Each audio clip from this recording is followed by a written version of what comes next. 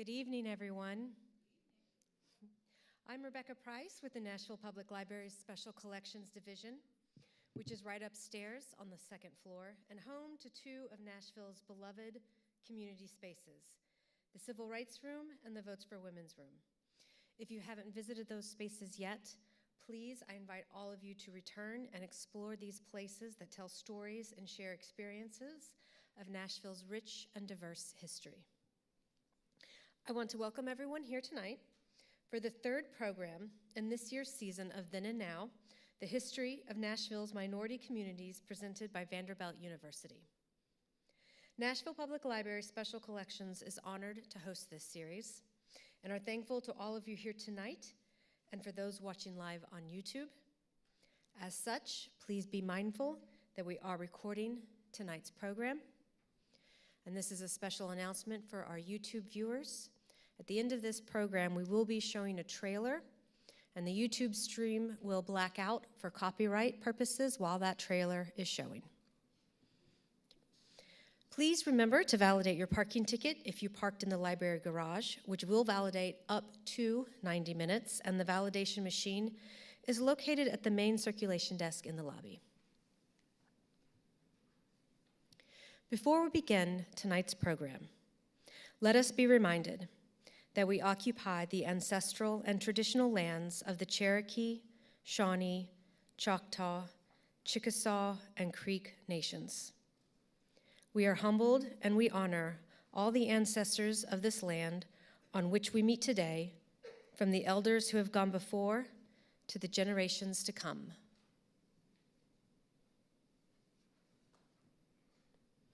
It is now my pleasure to introduce Vanderbilt's Dr. André Churchwell, with us tonight in his role as Senior Advisor to the Chancellor on Inclusion and Community Outreach. Dr. Churchwell. Thank you, Rebecca. Thank you, Rebecca. Always a great partner. Thank you for attending this program. Boy, we've gotten through some bad weather and cold weather, and it's great to see the turnout. We're concerned about the weather being an issue, but we love to see the interest in this program. This is our 9th program that we've done conjointly with Vanderbilt, conjointly with the Nashville Public Library, in this series called Then and Now, a history of minority communities in Nashville, Tennessee. The purpose of this series is to catalog stories from individuals from our minority communities that can be shared today and online at the Nashville Public Library and the Vanderbilt Jean and Alexander Hurd Library for all time, for eternity. The stories must be shared and saved because our city's growth may lead to a loss of such stories, along with the accompanying passage of time with the loss of some of our verbal historians, present company included, I might add. From a scholarship perspective, it is important to track our city's path to a more inclusive city, embracing the multitude of vibrant cultures reflected in our multi-ethnic population that continues to grow. We seek a path, both Vanderbilt and the Public Library and the city government here, from a more diverse community to a more inclusive culture, to where all who arrive here at some point feel that they belong.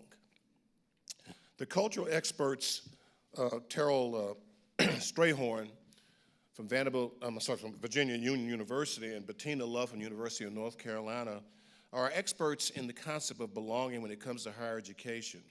They define belonging as cultivating a feeling of support, security, and acceptance of differences. Individuals experience this when they feel that they matter. They can be their authentic selves when they're at work, when they're in our communities. They thrive and are valued and respected and cared for as members of our burgeoning, growing Nashville community. So this is an important part of our journey to becoming that truly inclusive city and culture. And programs like this help to do that, help to be catalytic in making those kinds of processes occur.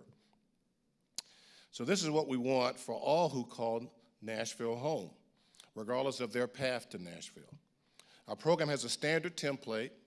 We begin with a review of the history of the region in question, and Sam Dobie, my colleague, Assistant Professor of History at Vanderbilt University, he's the D Family Dean's List Faculty Fellow in Studies in the Middle East at Vanderbilt. He'll share that with us. He'll be followed by a community leader who's been here many years. When we say many years, that means he's a little bit older, kind of like me, offering his take on the community's history from their long time in Nashville and their leadership roles here. And we'll have Farshid Ferdowsi, my great friend and colleague, who will share that. He's founder and executive chairman of Innova Payroll. Once we've completed the sharing of histories, we will have leaders from the community to share their own individual biographies and their personal history and journeys from where they were to where they are now. Before we proceed, though, with the program, I'd love to have my co-host and partner in this endeavor, Samara Lee, Research Professor of Political Science and Law at Vanderbilt University and co-chair of Vanderbilt's Project on Unity and American Democracy, and founder and CEO of Millions of Conversations. I don't know where the young lady gets time to sleep, but she's here to offer some welcome remarks and put this in historical context, too. Thanks, Samara.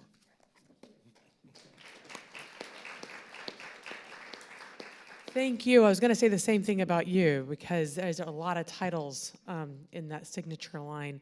And I've been a long-time fan of Dr. Churchwell and his family from way back when.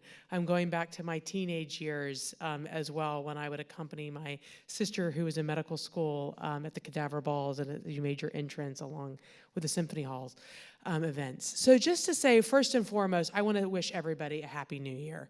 I feel like that's something that we just should continuously do in January because we are in a new beginning. And every time we enter into a new year, and so Happy New Year to everybody. And we did the first event of this particular series in December. And what I like about is that there's a lot of diversity that's coming in from even who's here now and who was here in December. And I think that speaks a lot to the subject matter that we're engaging in tonight, including the telling of these stories about a region of the world that is like peeling an onion. And it's also almost as if you're looking at a kaleidoscope, depending on the different way in which you look at it, the different way in which you experience it. You're always going to be seeing something, getting something, feeling something new that might not have been there before. And that's at least been my relationship to this region that we're digging into a little bit more here in this series, that region of the Middle East. I don't want to I don't want to engage in mystifying the region. I don't think it's a mystery. I think it's a gift. I think it's a gift that continues to give. And that's one of the things that's so nice about it, is because you can continue to experience it in those new ways. And it's in and of itself is going through what I would call in many ways is a new beginning, just like in this new year that we're experiencing here. So this kaleidoscope that I'm talking about, tonight we're focusing on the Gulf State region and also and including that includes Iran as well. And so I will just say that I grew up. We're sharing stories. I'm going to share a little bit one of my own. I grew up, as some of you know, in Waverly, Tennessee. My first, and I had been going back and forth to the Middle East since I was 3 years old. So I thought I knew the Middle East, and I was gravely mistaken, because I knew the part of the Middle East that I had experienced. And because I had experienced that part of the Middle East, I concluded that I knew the Middle East. And I was corrected by my own experiences, but also by people who became my friends from Saudi Arabia and Iran, who's quickly set me straight. And I learned that at Vanderbilt very quickly my freshman year, which is what led to us starting the Middle Eastern Students Association, and who the president of the Middle Eastern Students Association, or which is now Mina at Vanderbilt, is in the audience tonight, along with her colleague who's from Saudi Arabia originally. And I started the Middle Eastern Students Association with a colleague of mine who you're going to hear from later on, I think, in a video, who was from Saudi Arabia, from Riyadh. And I never forget this one point when he looked at me and he said, you know, you're really ignorant about Saudi Arabia, and you have a lot to learn, and I hope that you will come and visit with me one day. And I will say that he's continued to extend that invitation and sent me a note 2 weeks ago saying, I'm still waiting for you to come visit. And I will go. But I will say this, I love to be reminded of my ignorance. Not because I like to be ignorant, but because it reminds me that I still have so much to learn. And that curiosity is something that I hope and pray will always stay with me for my whole life, because it's part of what makes life fun. I'm always learning, including about this region, including about this town that we're sitting in right now, and the different contributions that we're all making to it, and that we perceive each other to be making to it as well, the perceptions of each other and ourselves and what we're lending to it. Now, as luck would have it, yours truly ended up living several years of my life in the Gulf. And I'll never forget when the law firm that I was working with at the time, Hogan Lovells, they wanted to open up a Middle East office, and they had 3 Middle Eastern associates, and they decided I was going to be the first one that was sent over to help open up this new Middle East office. And I had begged them not to tokenize me, and I had obviously failed. And I was on a plane to open up this new Middle East office in Abu Dhabi, in the United Arab Emirates. And I remember sitting on my balcony that first night talking to my sister, and she said, you know, I don't think you've ever been to the Gulf. I don't think you've actually ever been to the United Arab Emirates. This is your first time there, and you've moved to live there. And I said, actually, yes, that is true. And I embraced that experience. And I spent 2 years living in Dubai, living in Abu Dhabi. I learned so much. A part of the business deals that we were doing there at the time included working in Saudi Arabia, although I never went there physically, but we did a lot of deals over the telephone as a corporate lawyer. And then I also found myself, when I was working for the US government, spending time and living in Qatar. And then that also led to me, and I'm going to bring this home to Nashville in just a moment, several years later, almost a decade later, having what I consider to be an incredible opportunity to help write the opening ceremony to the World Cup, which for the first time took place in the Middle East in 2022, and where we had a chance to see all the different regions, cultures coming together that we were able to write about in that opening ceremony that also then sent a message about unity around the world. And it was a place that was dealing with and continues to deal with divisions and divisiveness.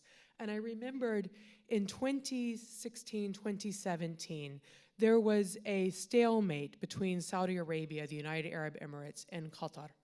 And it was so severe that people were wondering, actually, if there was war that was going to break out along those borders. And having experienced myself living in that part of the world and knowing so many friends in Qatar and knowing so many friends in Saudi Arabia and in the UAE, I couldn't imagine them being at war with each other. And I hoped and I prayed that war wouldn't break out.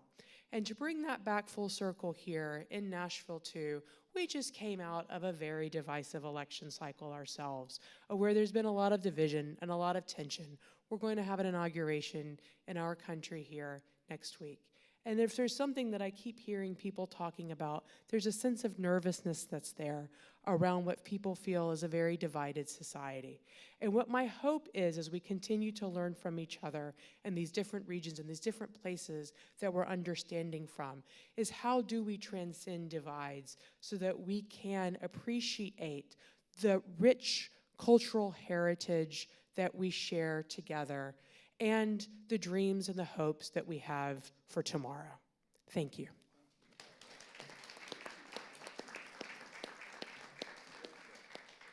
I see that Waverly Baptist influence on you there.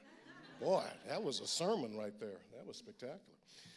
I'm going to ask Sam Dalby to come up. Sam is our assistant professor of history at Vanderbilt, and he is going to share with us some of the history of that region, ancient history and history, maybe some current history, to give us a sense of from whence people have come from. And Sam, please, if you do that. We don't have a clicker, so I'm going to you will need to tell our camera people to advance the slide, advance to the next slide too. Thank you. Got it.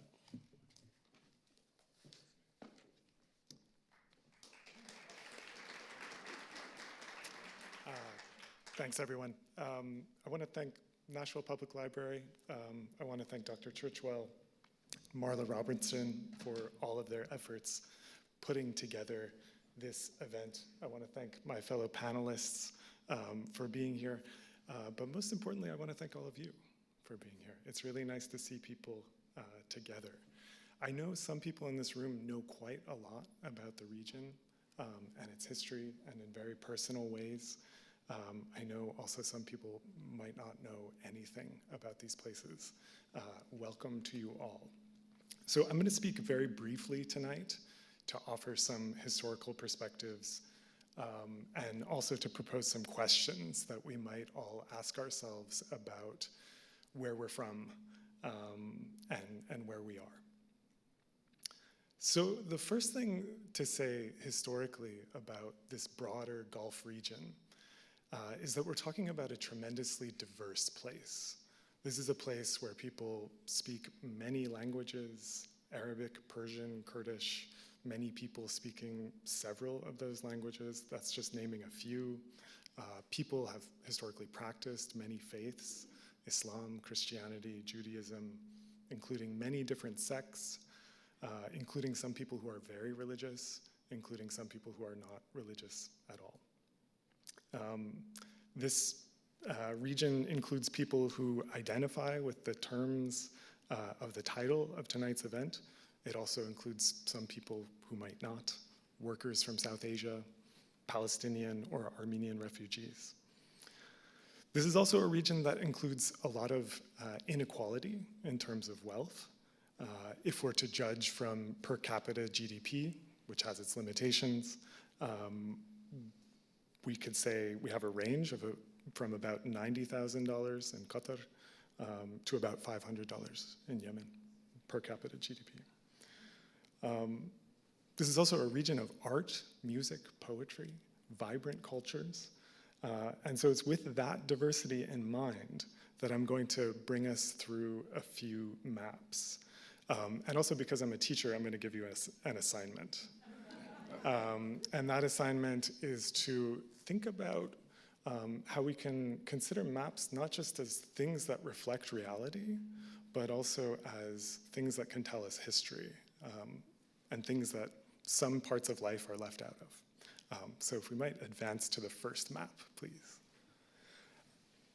So I expect most of you are able to summon an image of the Middle East or the Gulf region. And I expect if you can do that, it probably doesn't look like this. So you might take some time to try to guess what's going on here. Do people have guesses? If you can read Arabic, you might be able to see, to make some sense of things. But the first thing to say is that up is south. Left is actually east, down is north, and right is west. That teardrop in the lower right corner, that's the Mediterranean Sea. And the straight line going up from that, that's the Nile. Any guesses as to what, to me it looks kind of like the silhouette of an eagle, the blue stretch on the left side of it. Any guesses as to what that is? So this is the Gulf, but also the Red Sea and the Indian Ocean, all put together in one.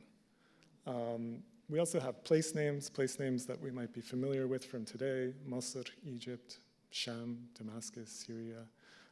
If we look all the way on the left, which again is the east, you'll see Bilad al-Sin, China. Now, I bring up this map not because this is a map that you would want to sail with, right? This would not be a good map for a sailor. And there are very sophisticated maps throughout history that sailors use to traverse these distances. But I would suggest that when we see the Red Sea, the Indian Ocean, and the Gulf all put together like this, it's a way that we can start to think about these spaces as historically profoundly connected. Long-term commercial ties between South Asia and countries of the Gulf region, ties of labor, ties of religion, ties of culture.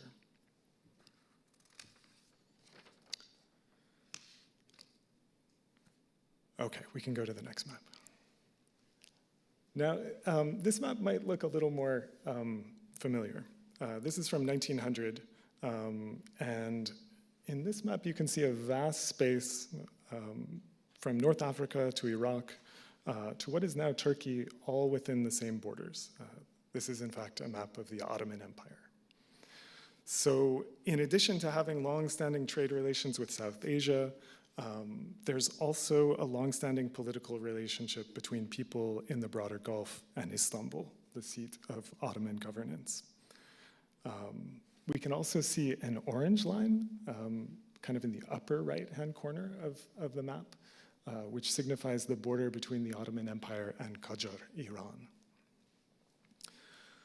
As I said, this map might appear a little closer to reality, or at least the way we imagine these spaces, but we might also ask ourselves what's left out of this map. This is a map that's showing us the territorial integrity of these two empires, the Ottoman Empire, the Qajar Empire, places that have shaped the political history of these regions, the culture of these places. But one of the things that we can't really see from this map, but is very important to the history of this region, is an increasing amount of economic control that European merchants began to wield over these places in the 19th century. So both the Ottoman Empire and Qajar Iran found themselves supplying raw materials like cotton to Europe, and then having their own markets flooded with cheap European manufactured goods. From the Gulf specifically, dates, in fact, were a huge export item to the United States in the late 1800s and the early 1900s.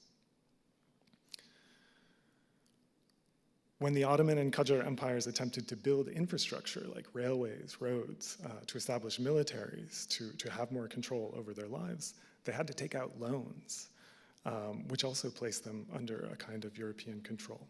So this map from 1900 makes us see this space as autonomous, as connected. But in fact, there are intense connections between this place and Europe. We can see that through dates. We can also see it in terms of financial connections involving debt. And those connections were unequal. Okay, we can move forward to the next map. Thank you. After the Ottoman defeat in World War I, European control was even more apparent, as it was European countries that decided what most of the map of the Middle East looked like. Britain and France largely decided what countries would exist. So this is not to say that countries like Iraq and Syria would not have existed, but their particular forms were deeply shaped by European imperial officials. And so this map here is one vision of what that post-Ottoman map might have looked like. This is, of course, not what happened. You'll see this orange space in what's now Turkey that's marked as Armenia. We have the huge block of Arab countries to the south in yellow. And you can also see Kurdistan marked out in what's now northern Iraq. Of course, that didn't happen, as we know. But this is another place where we can see the profound amount of European control over these places. And that could have been formal, such as in the case of the British Mandate of Iraq, also more informal, such as the various protectorates that formed in the Gulf region. We can go to the next map, please. This map is a little harder to see, but we have these little red dots all around the Gulf, in Saudi Arabia, in Kuwait, in Iraq, in Iran. Any guesses as to what these small red dots show? There's a huge tell as to what it is in the caption. Correct, it's oil. You're right. So, of course, oil has profoundly shaped the region's history, especially in the 20th century. Vast reserves of oil in Kuwait, Iraq, Iran, Saudi Arabia. At times, this resource has made these countries very vulnerable to outside interventions. One of the best examples we have of this is in 1953, when in Iran, the Prime Minister, Mohammad Mossadegh, planned to nationalize the oil industry. And very quickly, the US and Britain helped support a coup to overthrow him. In other cases, we can see how oil is being used to build a new kind of power. And we can see this in things as mundane as European soccer. So for example, Paris Saint-Germain, Manchester City, these are all soccer clubs owned by groups based in the Gulf. We can move to the next map, please. Before closing, I want to look at one more map that we see really commonly in the United States, especially in the context of the American invasion and occupation of Iraq starting in 2003. This is a map that shows the ethno-sectarian divisions of Iraq. So red represents Shia Muslims, yellow represents Sunni Muslims, blue represents Kurds. There are ways that this breakdown can help us understand politics to some extent. There are lots of connections, for example, between Shia Muslims in southern Iraq, various political groups in Iran, which is also a majority Shia Muslim. But there are also limitations to seeing the world in these sectarian terms. Most notably from a historical perspective, it's changed a lot over time, what these sectarian divisions mean. If you were in Iraq in the 1950s, one of the most powerful social movements was the Communist Party. And it was powerful not because of sectarian identity, but because people saw empowering workers as the way to change the world. So this is a map, again, which can tell us some things, but not everything. We can move to the final slide. Okay, this is not a map. But it leads me to my final point, which is the question about how we define place. Is it political borders? Is it economics? Is it resources? Is it something else? And to think about something else, I want to share this image from a wonderful children's book by the Nashville writer and scholar Jihan Mohammed. And the book is called Nashville, the Little Kurdistan. It's illustrated by Lita Rizkiani. This doesn't look like maps of political authority or colonial division or oil reserves or sectarian divisions. But another way that we can think about where we're from and where we are is how we change the places we're in, how a fig tree or a pomegranate tree might make Nashville feel like home. Thank you.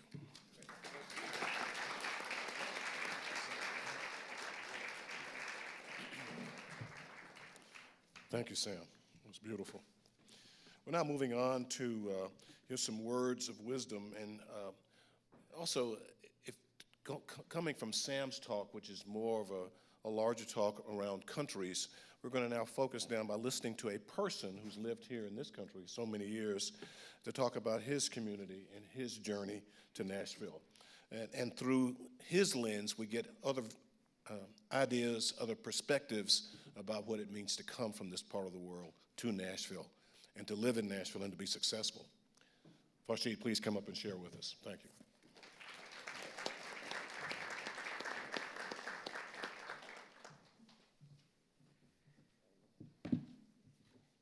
Thank you. Exactly. Good evening, everyone. Tonight, I invite you to embark on a journey through the rich, complex, and resilient history of Iran, a land where empires have risen and fallen, where faiths have intertwined and sometimes clashed, and where a people have continually adapted to change with remarkable cultural elasticity. Iran, once known as Persia, is one of the true cradles of civilization, its history stretching back over 4 millennia. In the 6th century BC, under the leadership of Cyrus the Great, the ancient Persians built a vast and sophisticated empire known for its progressive values.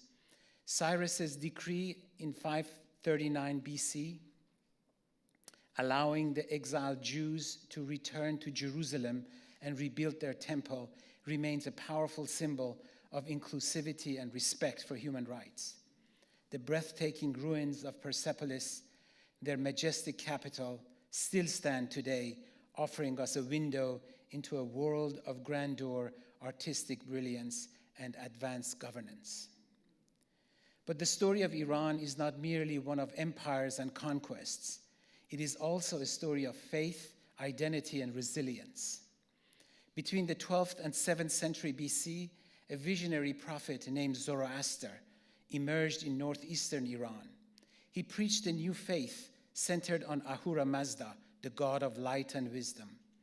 Zoroastrianism emphasized 3 core principles: righteous thoughts, righteous words, and righteous deeds, values that shaped Persian culture for centuries. The 7th century AD saw the arrival of Islam, marking a profound turning point in Iran's history. The Arab conquest led to the fall of the Sasanian Empire and the gradual conversion of the Persian people to Islam. However, the Persians, fiercely protective of their cultural heritage, embarked on an extraordinary journey of Persianization, preserving their language, literature, and customs within the new Islamic framework. They embraced Islam, but they did not become Arabized. The fusion of Persian and Islamic traditions created a distinctive and vibrant cultural tapestry. During the Samanid and Ghaznavid dynasties, Persian literature and art flourished, culminating in Ferdowsi's Shahnameh, a sweeping epic that preserved Iran's pre-Islamic heritage and language. Over time, a unique form of Islam, Shi'ism, took root, becoming the predominant faith in Iran and influencing neighboring regions such as Afghanistan and southern Iraq, once part of the Persian realm. Yet the coexistence of Zoroastrian and Islamic traditions brought both harmony and tension. While many Persians embraced Islam, they retained elements of their Zoroastrian past, resulting in a unique cultural blend. At times, this duality led to friction and the persecution of religious minorities. In the 19th century, another significant chapter unfolded with the birth of the Baha'i faith, an independent monotheistic religion emerging within the Shia context. The Baha'i faith emphasized 3 key principles: the oneness of God, the oneness of humanity, and the oneness of all religions. However, this new faith faced immediate persecution in Iran, a tragic reality that has continued for the past 180 years. This brings us to the modern era and the phenomenon of Iranian migration. After the Islamic Revolution of 1979, the establishment of the Islamic Republic, economic hardship, political repression, and religious persecution have driven many Iranians to seek new opportunities and freedoms abroad. Countries like the United States, where religious freedom and economic opportunity are cherished, became beacons of hope for many Iranians. The persecution of the Baha'is, Christians, Jews, Sunnis, and Zoroastrians has been a particularly painful chapter, fueling waves of immigration. Right here in Middle Tennessee, we've welcomed a diverse community of Iranian immigrants, Muslims, Baha'is, Jews, and others. These resilient newcomers have brought with them their rich cultural heritage, entrepreneurial spirit, and a deep desire to contribute to their new homeland as they pursue the American dream.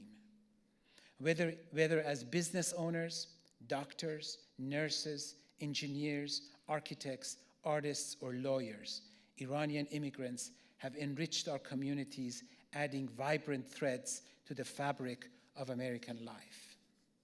My story is at once similar to other Iranian immigrants' experiences and uniquely my own. I came to America in 1973 at the age of 18 to attend college. I earned undergraduate and graduate degrees in structural engineering, mathematics, and computer science from Vanderbilt University and UC Berkeley. However, my entrepreneurial journey began at age 24 when I founded my first company. Over the subsequent 45 years, I launched more than a dozen companies, two of which, Paymax and Innova Payroll, scaled to national prominence, ranking among the top 5 privately held companies in the payroll service industry in the United States. As I pursued my quest for the American dream, my life was profoundly shaped by events in Iran following the 1979 Islamic Revolution and the subsequent state-sanctioned persecution of the Baha'is.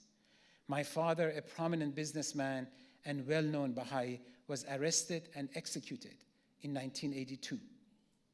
As a result, my extended family of more than 50 people emigrated from Iran, dispersing to the 4 corners of the world, including America, Canada, Australia, the Netherlands, and Luxembourg. I recently published a book about my father's story titled Under the Staircase, A Martyr's Journey. Here it is. Iran's history, in many ways, mirrors the broader human history, the broader human story, a story of resilience, adaptation, and the relentless search for identity and belonging. It reminds us that cultures are dynamic, continually shaped by the forces of history, faith, struggle, and immigration. By understanding Iran's past, we deepen our appreciation for the complexities of the present and equip ourselves to navigate a future where empathy, understanding, and cooperation are essential to building bridges between cultures and nations. In closing, I would like to thank Dr. Churchwell for including me in this program. Thank you for your time.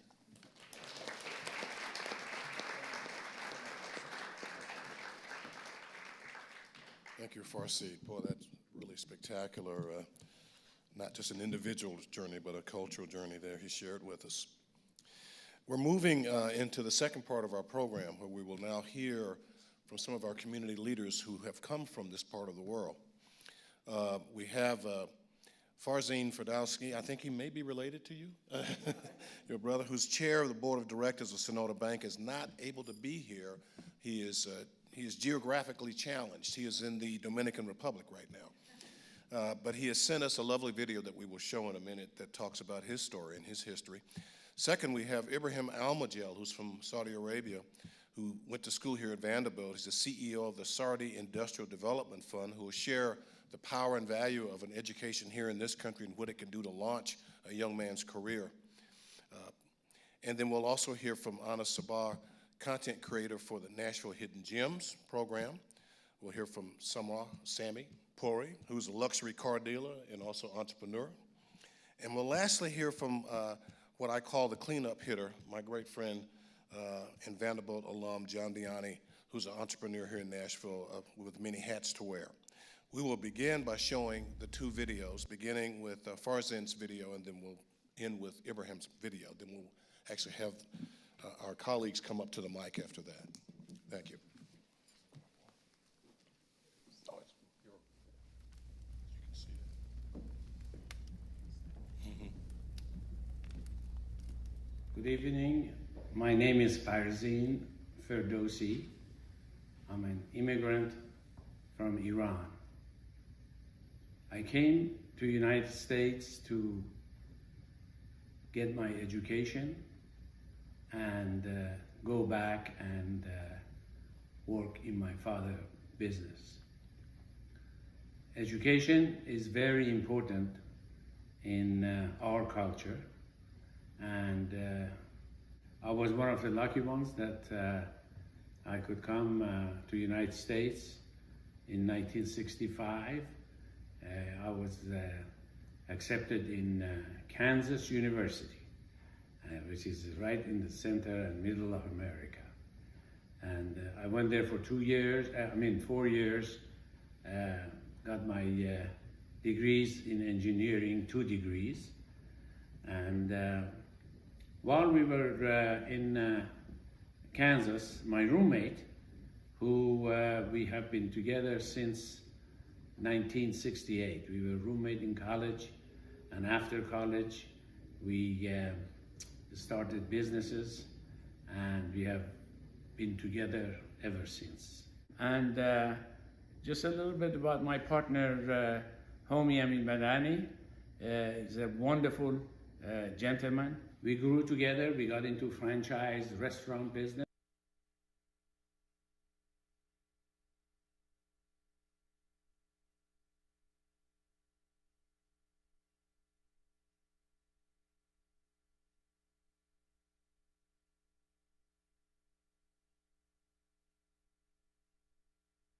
Difficulties, but hopefully not beyond our control. Okay.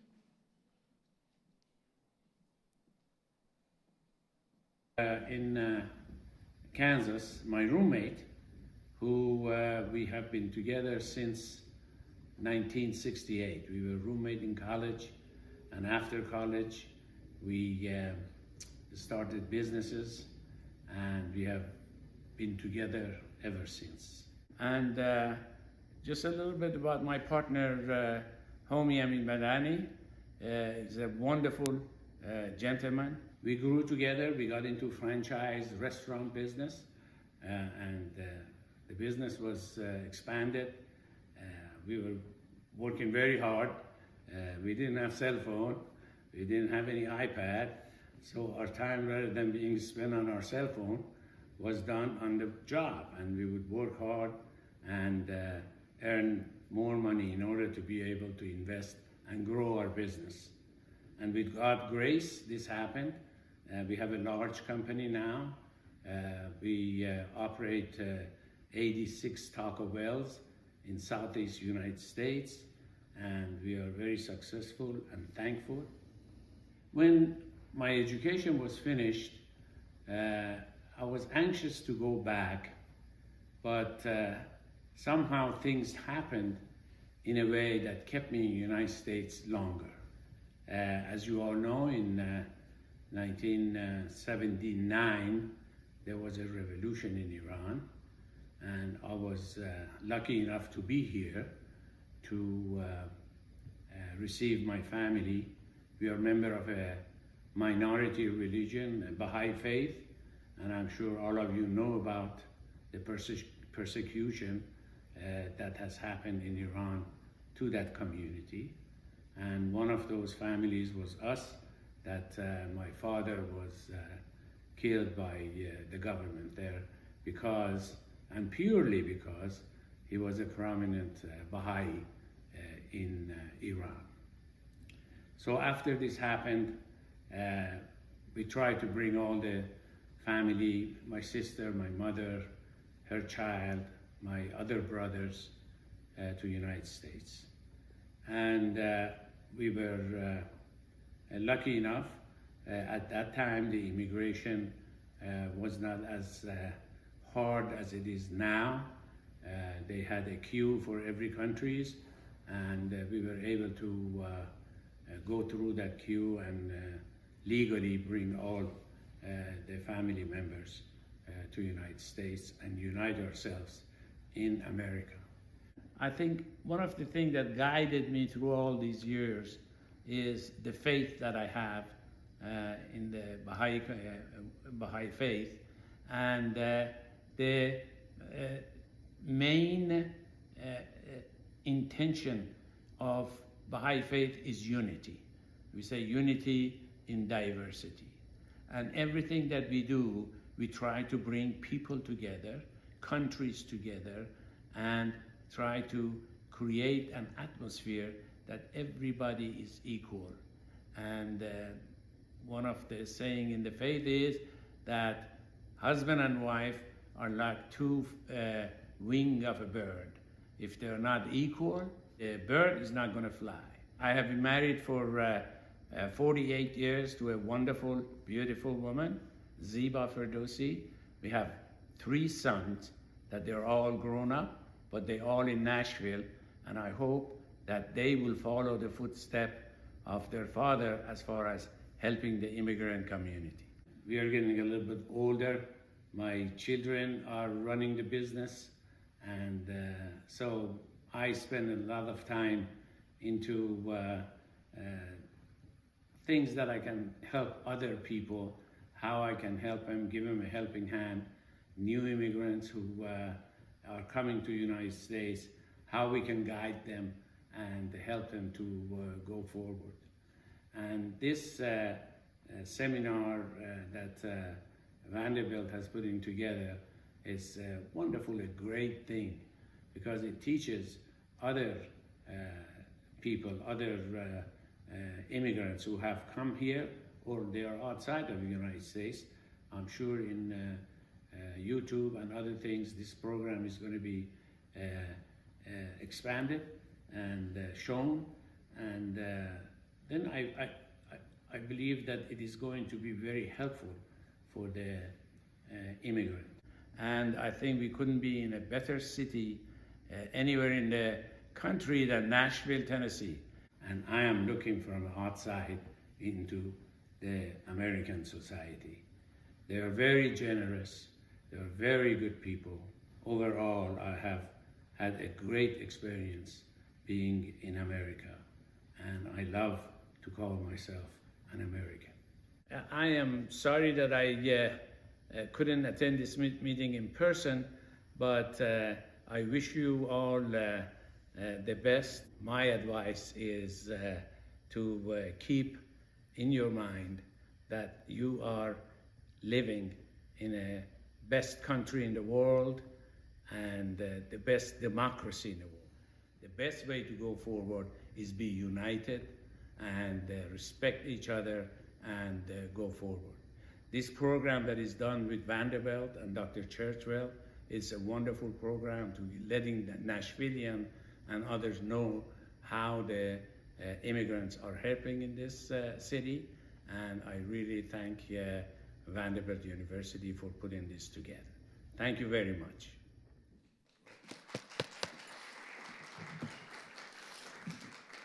Appreciate Farzin for taking time to do that. Next, we're going to hear from Ibrahim Almajel. He'll talk about the power of an education. Just happens to be partly a Vanderbilt education, but still, there's also a theme about engineering here. It's interesting how I'm an engineering graduate too from Vanderbilt, as is John Diani. He'll talk about that. But let us play the tape now for Ibrahim, please. Hello there, my name is Ibrahim Almajel. I'm an alumni of Vanderbilt University. I did my undergrad there with electrical engineering and mathematics. I then went and worked for, I did my graduate studies, electrical engineering, master's at Stanford University, then PhD in operational research and management science and engineering at Stanford as well.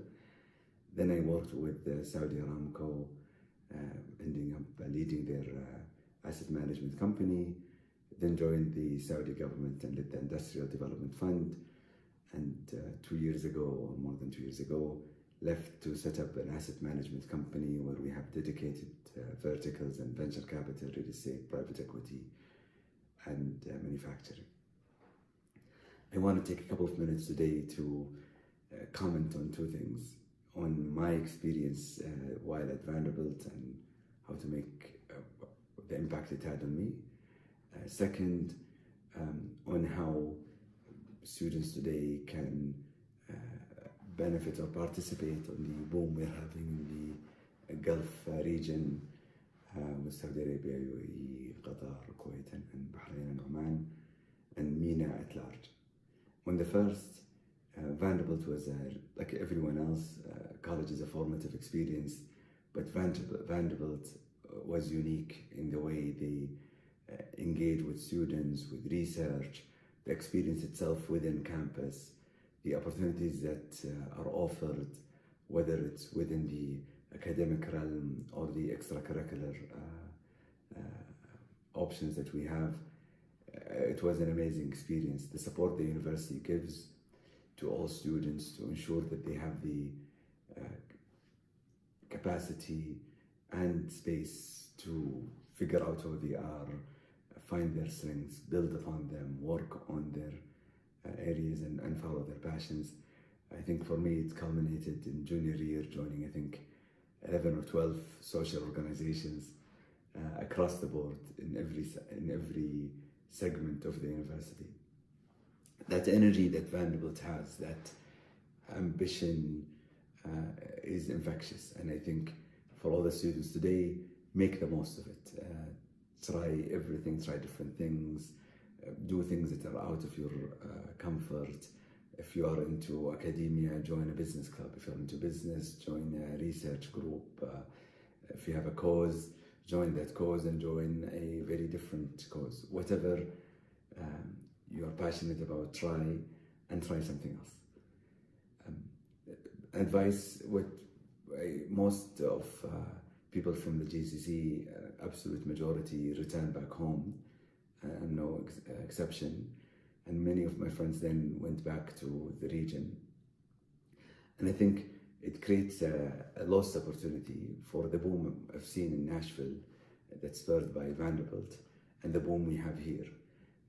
I would recommend for current students or recent graduates to leverage the alumni network and find opportunities in booming areas. What's happening now in Saudi Arabia with Vision 2030, what's happening in the region, it's an unparalleled boom, and there's a level of optimism and opportunity and change that we've never experienced, and I think rarely experienced globally in this period of time across that many sectors. The best way to engage is if you have an opportunity you're working on, see if you can expand to the market there. If you're thinking about working on a startup and you've seen it's a red ocean in Tennessee or in the US, many of the new areas are still blue oceans in the region. You still can build something and list it in a unicorn in 5-6 years. That's been done maybe 10 years before in the US. So look for those opportunities. When you're looking for research, or I think the best way to get support is to do advisory work for institutions in the region, and you have a very vibrant alumni network within the GCC, so I encourage you all to use it. I don't want to take a lot of the time. Vanderbilt was amazing. Go Commodores, make the most of it, enjoy it now, and it will stay with you for decades to come. Thank you and have a wonderful day.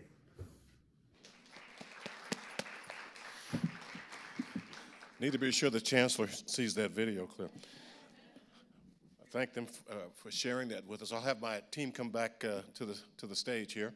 For other community leaders, please come back to your seats, and we'll proceed with that part of the program. We'll move on and have Anas Sabar come. Anas is a content creator for Nashville Hidden Gems. I'll let him explain what that is. I've read about it. It shows a very kind of an interesting way to create a new program, a creative force here in Nashville. So thank you. Come and share that with us, Anas. Yeah. Awesome. Yeah, thank you, Dr. Churchwell, and seeing a lot of Vanderbilt pride here. I went down the street at Belmont, so go Bruins. But we do have a Vanderbilt alumni in my family as well, so we do have love for the Commodores too. But my name is Enes. I was born in Nashville, actually, but when I was 2, my family moved back to Yemen for about 4 or 5 years. And when we came back, it was interesting because I had no memories of Nashville from before. So I have older siblings, so I'm in Yemen with, being raised in a family where both my parents are Yemeni, but my siblings are Yemeni American. So I'm speaking English in the house, but I don't have the full context of what it means to be American. And so coming back to America, I felt like an immigrant, but I have American siblings already. It was an interesting experience, but it was something that my parents did so that we would be able to, experience that side of our heritage more and at that time in our lives. And we would go back to Yemen every summer for about the next 5 or 6 years. My family still goes back every year. After 2010, it probably about 10, 11 years passed before I went back again 4 years ago. And it's really interesting. I feel like Yemen, for the longest time, was like a forgotten country in the peninsula. It's not mentioned a lot in media. I think many of you might remember from a Friends episode, a mention of Yemen is probably the biggest pop culture reference that people can remember about Yemen.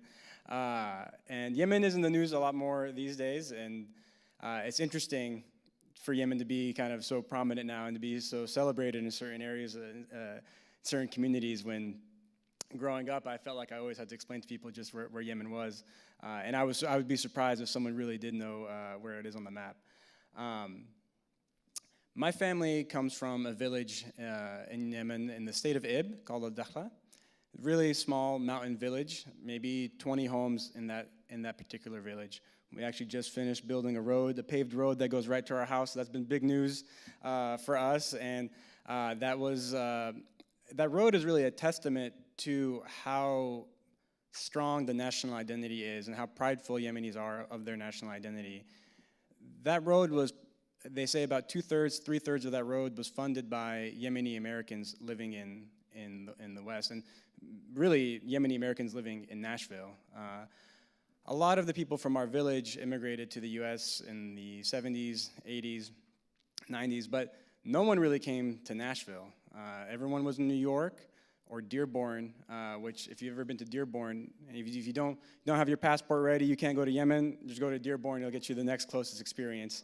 And a lot of Yemenis were in Dearborn working for the Ford factories, and that's where my grandfather first went when he came to America. But the rest, a lot of Yemenis ended up settling in New York. So before we moved to Nashville, my family lived in New York for about 20 years. And I don't know how much y'all know about New York or New York in the 80s, but it's not the easiest place to raise 6 kids. And so my dad came to Tennessee to help a friend with something, and he was down in Murfreesboro, and he was like, man, there's a lot more space out here, to bring my 6 kids. So in the 90s, my dad and my family moved down to Tennessee, and that's where, so me and my sister were born here, the rest of my siblings were born in New York, but slowly but surely, more and more Yemenis came down to Tennessee, and now here in Nashville, we have a pretty significant Yemeni community, at least for me. I mean, there may be 100, maybe 50, 100 families here, but when I was growing up, we were the only ones for a long time. So, and Yemenis historically are always have been known to be merchants, right? A lot of trade has passed through Yemen, and a lot of the ways that a lot of goods from the Arab world were taken into Indonesia, Malaysia, was through Yemeni traders leaving from Aden and from Hadramaut. Same, in a similar way, that type of mentality and entrepreneurship and tenacity was brought when they came here. I think the Yemenis that are here, they have this double inspiration, right? Of that Yemeni just knack for business, and then coupled with the time they spent in New York, that New York hustle, right? So they brought that to Nashville, which was at the time in the 90s like more of a quiet paced, sleepy town, and my family started my family had a small store in an area of Nashville off Harding Place where a lot of Latinos started to move in the 90s. So like any good businessman, you know, my dad, my uncles, they were pretty, you know, in tune with, you know, what their customers are like, what are they looking for, and basically ended up having the first Hispanic supermarket in Nashville. So we have these Yemenis that just got here that are now doing Hispanic supermarkets and stuff, and they're driving to Chicago to get a U-Haul to bring down all the products from Chicago because no one was distributing Latin grocery products to Nashville at that time. All this to say, I bring up the store because it's really a good example of just the way, how dedicated Yemenis are to preserving that connection to their culture. The stores are hard work. It's not easy running the grocery stores. And Yemenis have an interesting business arrangement. There's usually 2 to 3 partners in each store. And the way it works is not, I'll work the morning shift, you work the afternoon shift. It's like, no, I'm gonna work like a dog from 6 a.m. to 10 p.m. every day for the whole year. And you go off to Yemen and you hang out with your family, you take care of grandma and grandpa. And at the end of the year, we switch. So now it's your turn to work, and I'm gonna go back and I'm gonna hang out with my family. I'm gonna get things done, make sure the house is doing okay over there, do some home renovations. And that's how a lot of people have been able to really keep a really strong attachment to their Yemeni identity, because the way they look at it, this is just sometimes an extended work trip, right, for them. Because the community here in Nashville is very small, so there wasn't a lot when they first came here that they could really, you know, become attached to. So, and it was really important for them, for their children to be connected to their Yemeni heritage. And with Yemen, especially with things that have been going on, it's a little bit difficult now to just visit as freely as we used to. But I'm very happy to see people interested in Yemen these days in the way that they haven't been before. Just a little bit about Yemeni culture. I know I've kind of rambled a little bit today, but you know, Yemenis, although I know that statistic was brought up earlier, is on the bottom range of the GDP per capita range in the Middle East. Yemenis are still known for their generosity and their hospitality. And I think it's a reflection of the way people grow up. For a long time, you know, Yemenis really lived in tribal systems and in small tribes and small villages.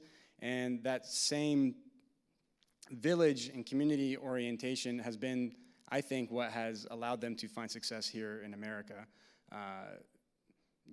There's just a level of connection and dependability that the Yemeni community has here for each other, of supporting each other in businesses and starting and supporting each other with families. You know, like some of my aunts were the ones that took care of me if my parents had to go back to Yemen for something or had to go do something. And there's that level of trust and that true, like, it takes a village mentality that is ingrained in Yemeni culture and Yemeni hospitality. And I hope you guys got to learn something about Yemen today. And it's been a privilege to share as much as I can about what it means to be Yemeni American through kind of what I do with Nashville Hidden Gems. I'm really highlighting the immigrant-owned businesses in Nashville. For those that don't know, it's an Instagram page and a channel that is about telling the stories of mom-and-pop restaurants here and championing these mom-and-pop restaurants that are, in a lot of ways, like a lot of communities' lifelines to their culture and their cuisines, and a third space that people can go to be amongst people from their heritage. So thank you guys for listening. Thank you, Dr. Churchwell, for having me. It was a pleasure. Thank you.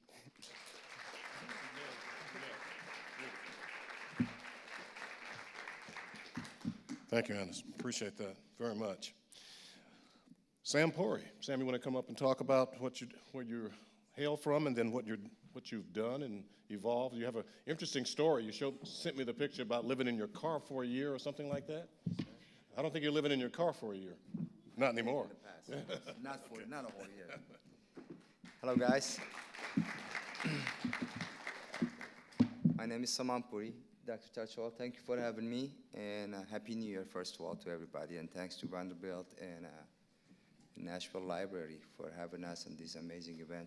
We certainly learned a lot today from everyone here. I was born in Iran in a very small town in west of Iran called Sardasht. I'm actually Kurdish. And I moved to Turkey when I was 18 years old. And 2 years later, I moved to US in 1998 in March, almost 26 years ago.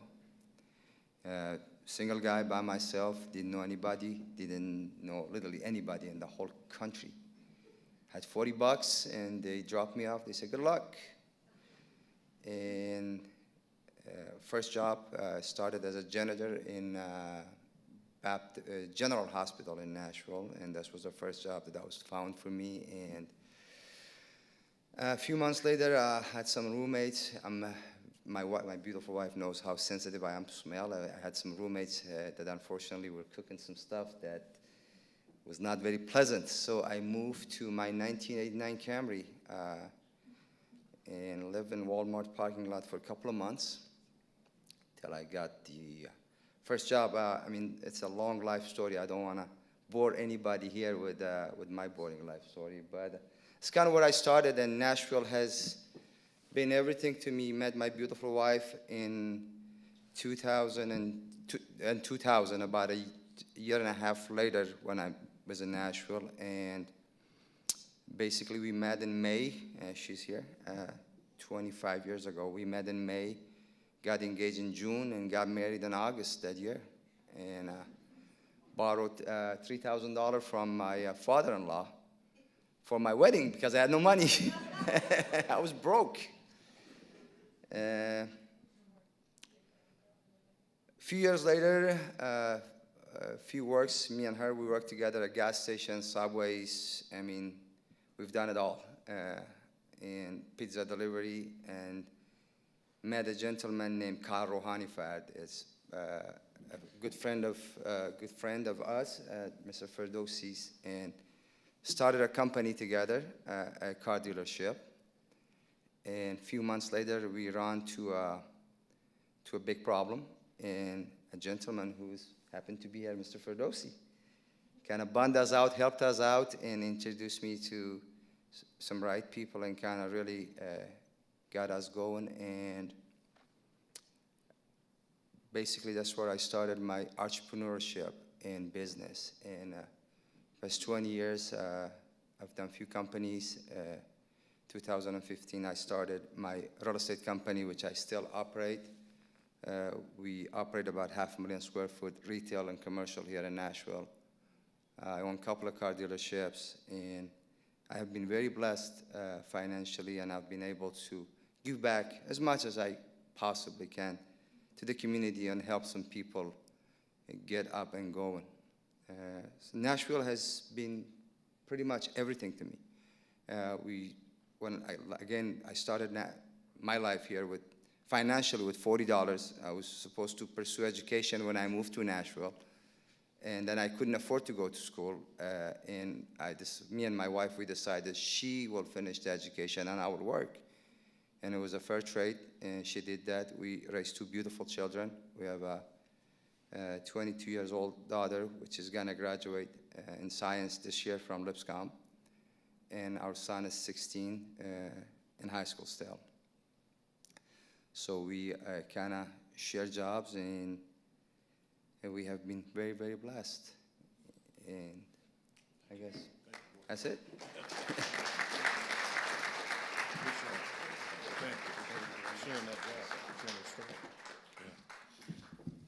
Great. Thank you, Sam. Oh, here's your, get your book. We're going to end with stories by John Diani. John is an entrepreneur in town. John and I go back to 1970, 71. Both are in at Vanderbilt and helped to integrate Vanderbilt. Me as an African-American, and John is probably one of the first foreign students there. John, can you come up and share your story and share some words of wisdom here too?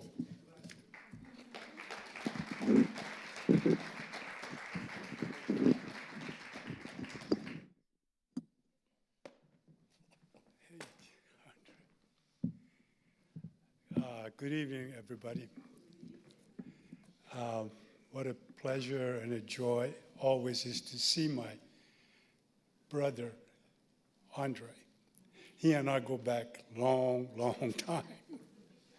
And as he said, I was the first foreign Middle East Iranian undergraduate at Vanderbilt.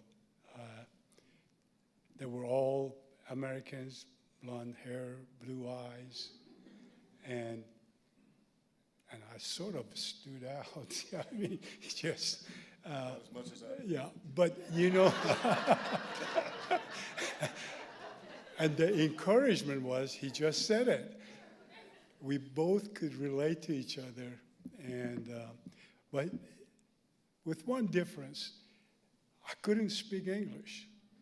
I had 7 dictionary, and Chancellor Alexander Hurd gave me an opportunity to enroll because I wasn't qualified to enroll in the school because I didn't have any of my grades.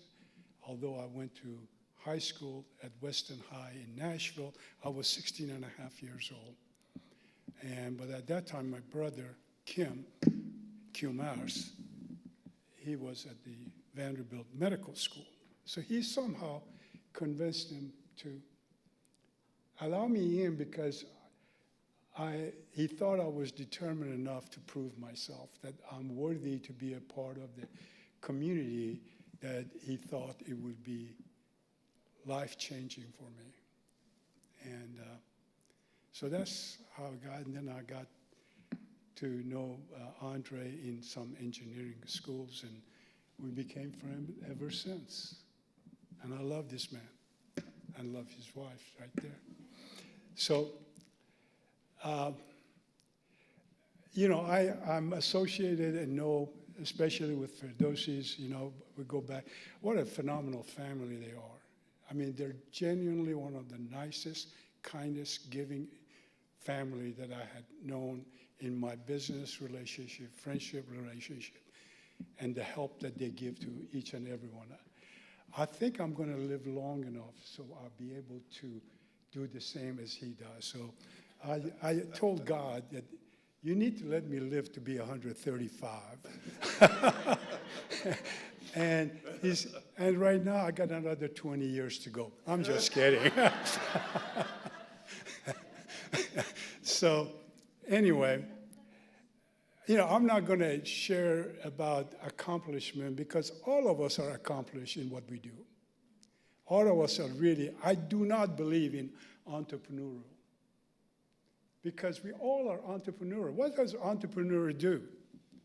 He creates, he decides, he makes a decision, he takes the risk to achieve something. What are you achieving for? Now, you think about that. To be comfortable, to be at peace, and to be able to make contribution. Well, all of us, God has already done that. We are his achievement. We already achieved, and the whole concept is to understand who we are before we tell other people who they become. Each one of us very special to what we do regardless. It's not achieving something externally. It's achieving peace, joy, and happiness internally. That's a true entrepreneur. I don't care what you do. If you're not at peace, and you achieve all these things, and you're always trying to achieve even more, you'll never get to a point to say, you know, I need peace. That's what I've been working for. But we missed that along the way. So, you know, so I'm going to get from my emotional feeling aside and share with you guys, with you all 3 letters. You know, you hear about DEI, and you hear it in the news, you hear it before, you hear it now, and I want to share with you, and I really thought about this, and I'll share that with André. What does DEI means to me? Normally, when we look at the DEI, the diversity, you know, the equity and inclusion, We look at external, how to invite people in. But before you extend the external, you have to really have an appreciation what it means to you internal. So anyway, I tried to print the thing, and I asked Marla. I think she got my prints. But anyway, well, I think I have it on my phone. So I'll just pull it out and take some time to share that with you. And I hope it will resonate as it does to me. By the way, my greatest hobby is a pigeon fancier. That's called kaftarbaz in Persia. I have about 300 pigeons. I fly them. I enjoy the heck out of them. But anyway, and I also enjoy singing. And I'm not going to do that for you. After dinner, it won't be good. So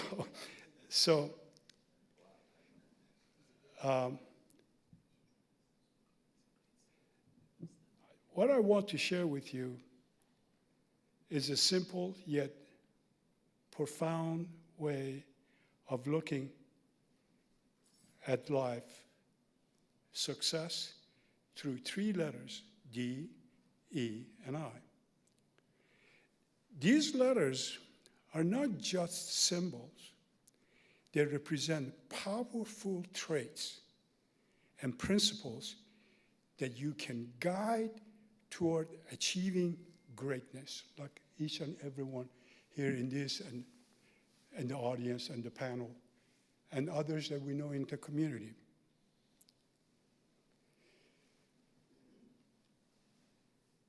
The letter D, decision, there are 3 of them that I thought of. Decision, to be determined, and be dedicated.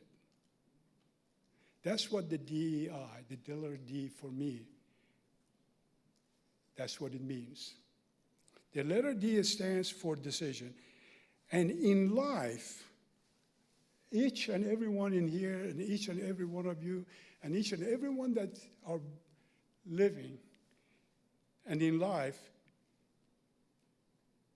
everything begins with a decision.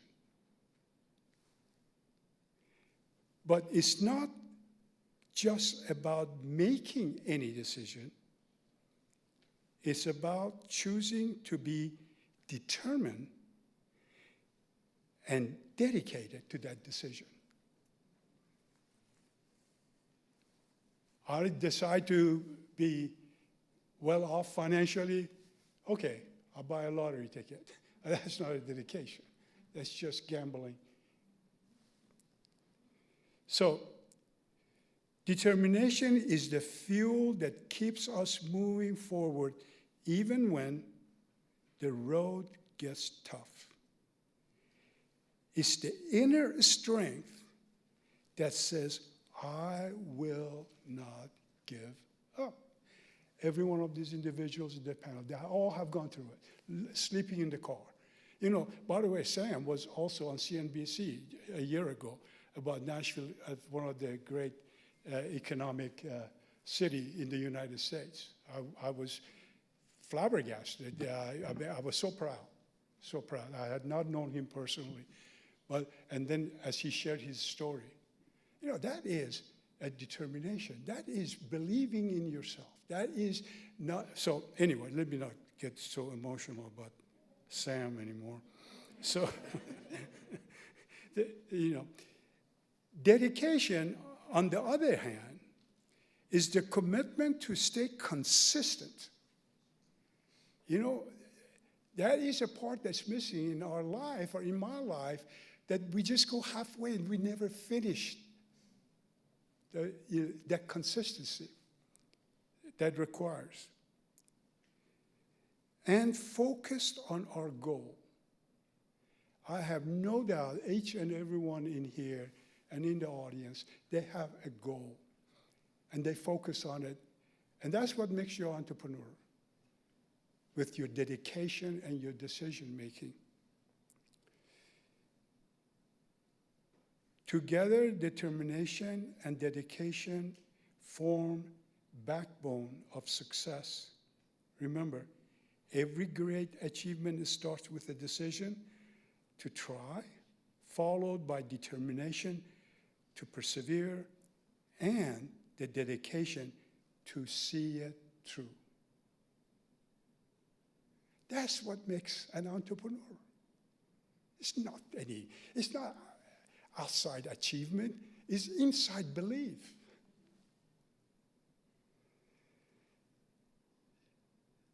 Determination to preserve and dedication to see it through. Ask yourself, what decision are you making today that will shape your tomorrow? We call it entrepreneur. I don't believe in entrepreneur. We call it, even though when put my name, put entrepreneur, but that's okay. But you know, how are you shaping your tomorrow? Somebody wants to, shape it with, all the material things that's out there. That's fine.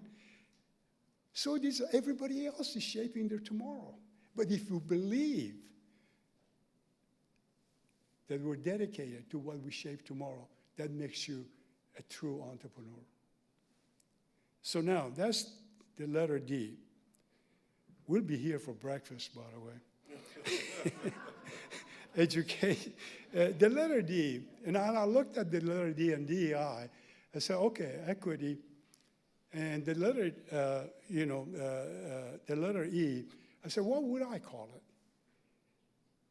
Education, or educated, excellent, and enthusiastic. That's the E in DEI that stands for equity. So I would define equity at these three letters. To be educated doesn't just having a formal schooling. It's not that you went to Vanderbilt or you went to other schools, Ivy or whatever, University of Tennessee. It's anything that you do in life, you really are getting educated. School of hard knocks. That's probably the best education. You know what the School of Hard Knocks give you? It gives you character. Vanderbilt can give you identity of associating with the academic, but the School of Hard Knocks gives you a character. And you know what character is come from? The character only is defined and come from hard work. I tell my grandchildren, I say, it's not how smart you are. It's good to know the best thing that you're not as smart as you think you are. So you're willing to work hard because the hard work gives character. André, phenomenal student at Vanderbilt. But I had to spend 8 hours on the same chapter as another friend of mine, Dan Connor, who was a Rhodes Scholar at Vanderbilt, and David Robertson, who was the head of the CRC unit at Vanderbilt, all medical doctors, and they were a straight A student, and I would make the same grade, but I had to study 8 hours where they study 1 hour.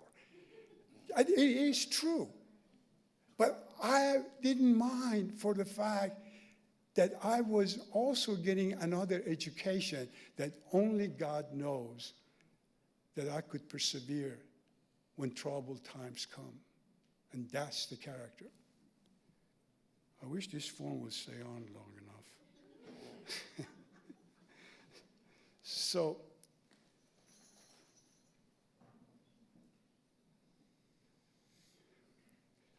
to be educated is just, it means having a formal, it's not means having a formal schooling. It means having a hunger for learning, growing, and understanding the world around us. And that's diversity, understanding the world around us. Excellent is about striving to be the best version of yourself. That's entrepreneur. It's not what other people call you, it's what you call yourself. And I am an entrepreneur, the best version of myself.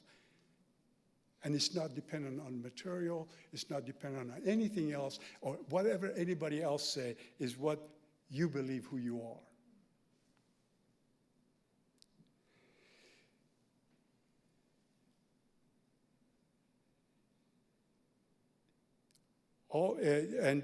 Excellent is about striving to be best version of yourself, always aiming higher, always improving.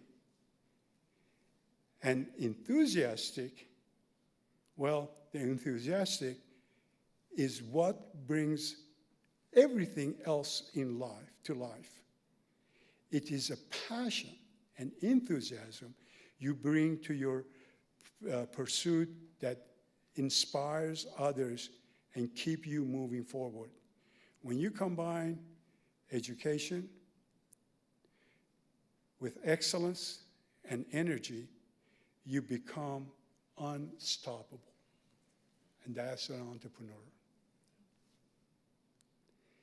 You are not just doing things, you are doing them well.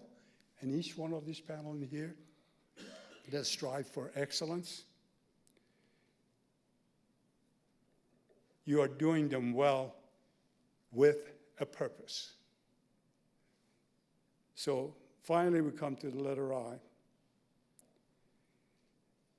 We arrive at I, which presents being an individual. Diversity, equity. Okay. And in this I is individualism. With a strong sense of identity and independence. Each of us is unique. There is no one else in the world like you.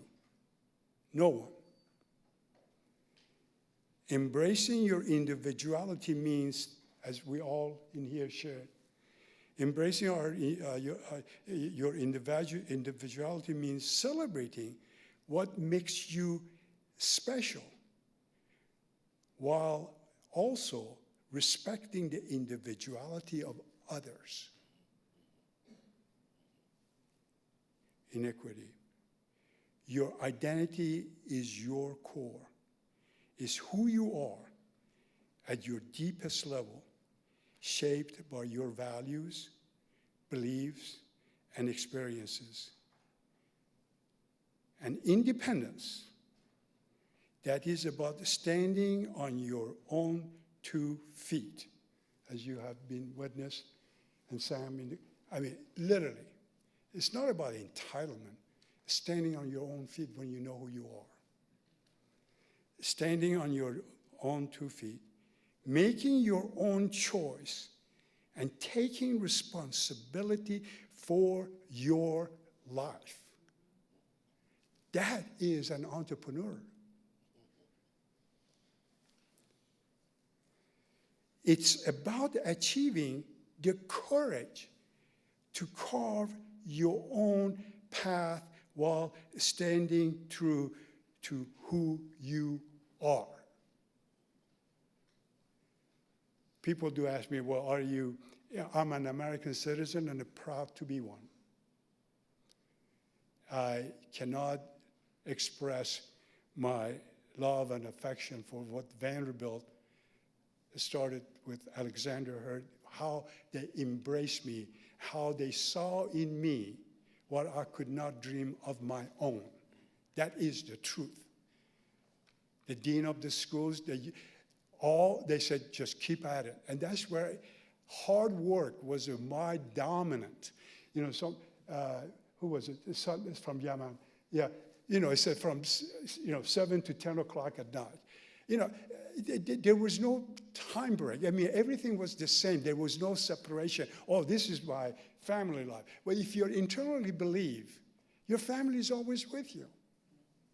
I used to tell my son, because I travel on business trying to create the opportunities that I thought I could, but I was not at home long enough. But you know what I did? I was at the airport, Dallas airport. I remember going all over the country. We had like 130 offices. And what I did was took a time, right, and reading books or looking at Playboy, whatever it was available. Literally, I'm not kidding, okay? I would take a time, go buy a postcard and send it to my son from the airport. He said, my son, I love you, and I'm so sorry that you're not there, but I want to let you know, just because I'm not there, you're always in my heart. Period. I think he still speaks to me, so that's good.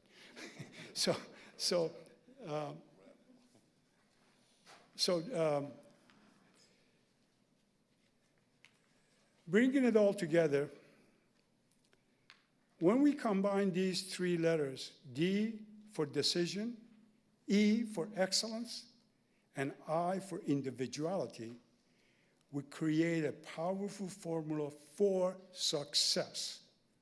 And that success, materialized, is called entrepreneur, that you're an entrepreneur. Make decision rooted in determination and dedication. Strive for excellence through education and enthusiasm. Embrace your identity as an independent individual who knows their worth. These principles remind us that success isn't just about external achievement. It's about becoming the best version of ourselves from within. So today, this evening, I challenge each and every one of us to live out these values in our own lives. Decide to be determined and dedicated, commit to be educated, excellent, and energetic, and most importantly, celebrate your individuality while standing strong in your independence. That is what each and every one has been provided and shared. And each and every, I've got friends in here, I see them here, I'm so glad that they're here. And that's what it is. Has nothing to do with external, everything has to do with internal. Know who you are. And also, remember, you are loved by your Creator. You were born out of love, not out of hatred, not out of separation, to be binded. You are born out of love. And when you have love, I go to some studies, and people are at my age, 110, but I look younger. But anyway, but and they say, oh, I'm old, I'm getting this, and I'm getting. I challenged them. I said, one thing you need to do in life, I promise each and every one of you, if not, come and tell me and I will apologize and take you to dinner. But here's what it is. I said, the more you love, the younger you get. I promise you that. That is why you're on this earth, because you were born out of love by the grace of God. Thank you.